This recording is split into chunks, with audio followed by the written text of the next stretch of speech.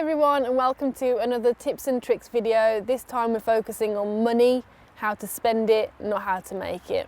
So for the past year, me and Theo have been living by a pretty strict budget of £700 a month. This is broken down into two sections. Number one is fuel, which is £400 a month, largely because obviously we live in a van, so a lot of money is spent on travel, especially when you've done over 25,000 miles in 1 year. So for the fuel budget, it's broken down into covering things like fuel, obviously, car parks, tolls, ferries, and other car stuff like that. One tank of fuel, which costs somewhere between £60 in cheaper countries to £100 or more in Scandinavian countries, will get us about 650 miles, which is pretty good going. So the second half of our budget is £300, and that's labelled food and everything else. We spend a lot of money on food, understandably, because you need it to eat, and then other things every now and then whilst you're travelling. You want to do touristy things, you need Wi-Fi and coffee, so you go to coffee shops, and very occasionally we'll stay at campsites to have showers because you don't want to scare everyone away with your bad smell. This works out about £75 a week, just to put it into perspective. If you break it down even further, including fuel, for each of us it's £12 a day. Without fuel, it's £5 a day. So we do live to a pretty strict budget, but it means that we can see and do so much stuff. So coming from the UK, obviously our currency is pounds, and travelling in Europe it's largely euros, which when we first left was perfectly fine because we had a nice wad of euros with us. Obviously not too much because it's stupid to carry loads amount of cash.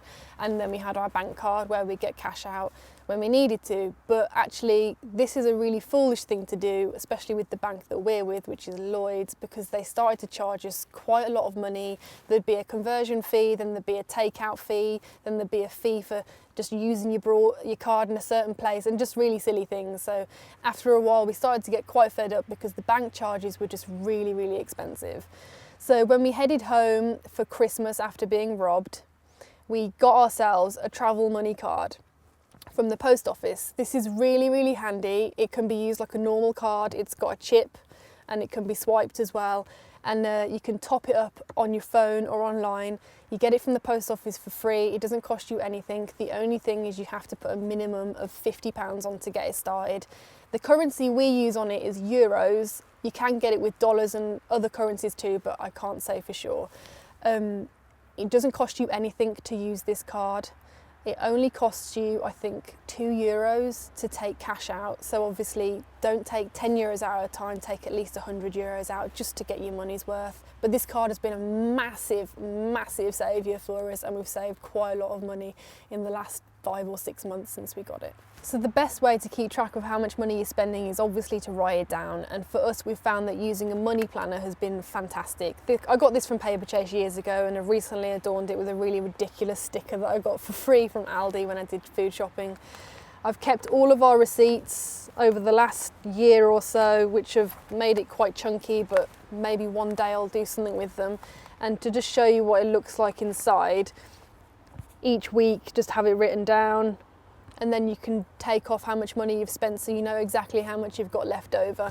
It's also really useful to just figure out how much you've spent over the month per week, if you've got any left over and all that kind of stuff. So here's 10 things me and Theo live by to help stick to our budget. Number one, if you're low on fuel or if you've got half a tank of fuel, then it's best to fill up. We've crossed borders and the fuel prices have gone up by 50 cents, and that's a pretty hefty price. If you can fill up when you can see cheap fuel, that's going to help you save quite a few cents or pennies depending where you are. Number two, shop in cheap supermarkets. Why is that such a tongue twister? Lidl and Aldi are frequent throughout the whole of Europe, and we shop in those whenever we see them. Obviously sometimes you really need food and there isn't a cheap supermarket, so that's fine, but just bear it in mind. In Norway they don't have Lidl or Aldi, but they have Rema 1000, which has been fantastic for getting cheap food. That doesn't exist in Norway, but yeah, try and go to them if you can. Number three, WILDCAMPING. This has been our saviour for saving lots of money whilst being on the road. If we went to a campsite, it would half our budget probably. You know, living off £75 a week, you can't really be staying at campsites every single week. It just wouldn't work out. Number four, avoid tolls if you can. It's generally a more scenic route, more quiet, just generally more pleasant, and you're going to save money if you do that. Sometimes the roads can be a bit crap, but it's all part of the experience. Number five, If you can, bring bikes. We didn't at first, and that was a massive mistake because our poor feet were just absolutely knackered at the end of the day. We ended up buying some in Copenhagen, which was a really, really good idea. It makes exploring cities that much easier, and you don't have to spend any money on public transport. Number 6, if you can, or if you're gonna be spending more than a month or something in a country, it's a good idea to get a local SIM card because you can get data for like a gig of data or something for about €10. We did that in Portugal because we were there for so long, and it was just really useful as a way to keep in touch with everyone and keep an eye on social media and all those other things that we've got our hands in. Number 7, drinking and smoking is something that we don't do, so actually we end up saving money by not doing that.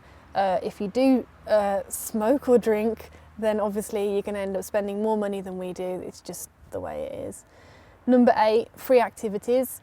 Hiking is free and good for you, and you get really amazing views and you get to be one with nature and have a great time, so do that when you can. Also, there's things like free tours in certain cities. We went on one in Stockholm, which was really fantastic. It was through Gamla Stan, and we just learned a lot more about the area that we wouldn't have known if we hadn't gone on this tour. Number 9, water is free in every single country. You've just got to know where to look for it. Petrol stations have it, service stations have it. There's special designated camper areas that will have it. And also there's like, in some countries there'll be signs for drinking water. So if you just look out for those, you can get water for free. If we've run out of 12 litres, because we have two 12 litres in the back, then we will fill up whenever we can, because it's just peace of mind to know that you've got water whenever you've got it.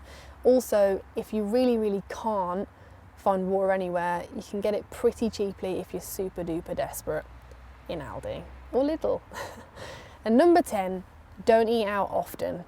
For some people this could be quite tricky, but you're travelling in a camper van, you've got a kitchen with you, you can cook pretty much anything, although not pizza because we don't have an oven, which is very sad. So just think about that, like if you eat out, that could be at least €30, so just try and not do it too often because your budget will just run dry sooner rather than later.